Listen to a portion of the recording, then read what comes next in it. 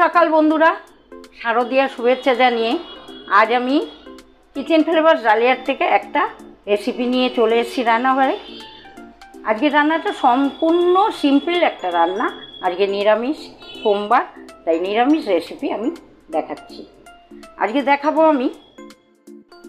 আজকে দেখাচ্ছি এখানে কফি আলু নিয়েছি, ফুলকপি আলু একটু বয়েল করে নেওয়া, কাঁচা কলা, আর এখানে আছে টমেটো, আদা, শুকনো লঙ্কা, গোটা ধনে, গোটা জিরে।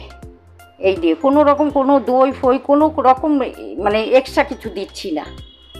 আর হলুদ দিয়েছি, গরম মশলা দিয়েছি, আর একটা মশলা আছে আমার কাছে, সেটা পরে বলবো। এই রান্নাটা শেষে মশলাটা দিয়ে আমি নামাবো। তো চলো রেসিপি দেখো প্রথম থেকে শেষ পর্যন্ত, চা খাই আর রেসিপি দেখাই। সাদা তেল দিয়ে দিলাম আমি ফুলকপিটাকে ভাজার জন্য। একটু লবণ দিলাম, হলুদ,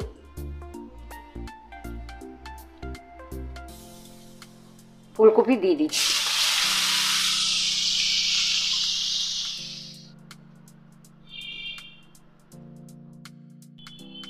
সাদা জিরে, তেজপাতা, আলু,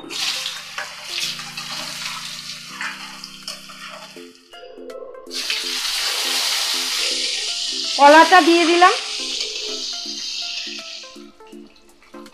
কাঁচা কলাটা ভাজা হয়ে গেছে, এবার মশলাগুলো আমি দিয়ে দিচ্ছি।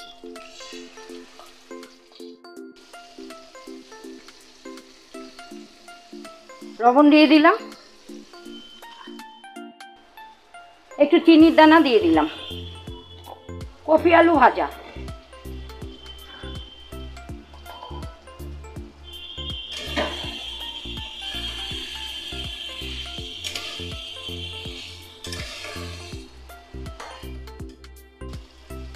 গরম জল মশলা বাটিতে করে একটু দিয়ে দিচ্ছি কষানোর জন্য।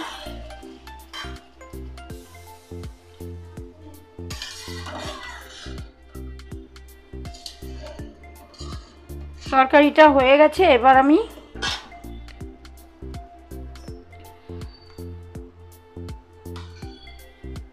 ঘি দিয়ে দিচ্ছি।